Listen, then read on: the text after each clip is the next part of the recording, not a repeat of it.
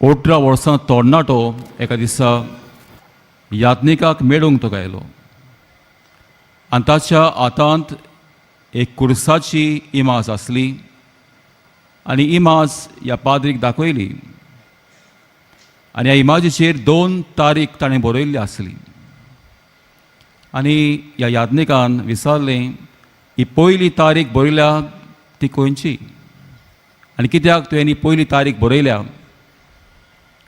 Father, ही म्हजी पयली तारीख म्हाका उगडास करता म्हज्या पातकी जिविताची.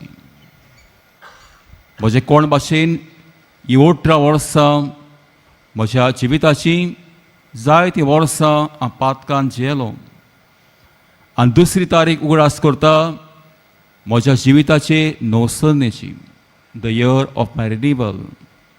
एका रेतिरा वरवीं कोण भाशेन म्हजें पातकी जिवीत सोडून हांवें नव्या जिविताक वेंग मारली. भाग्यून पावलो दुसरो कोरिंथांत म्हणले चीट 5वो आवेसोर 17वी ओळ.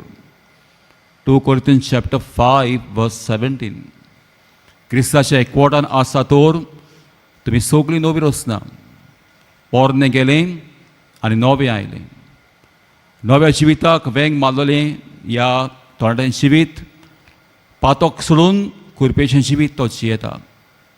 उत्पत्तीच्या पुस्तकांत 3ऱ्या आवेसोरान आमकां मेवता कोण भाशेन पयलीं आमची आवय बापूय पातकान पडलीं तेन्ना मोरणाच्या घासाक आनी काळोखाक सांपडलीं तेन्ना देव तांकां सोदूंक येता. पण पातोक आमच्या जिवितांत 3 वस्तू पातका वरवीं मनशाच्या जिवितांत जाता.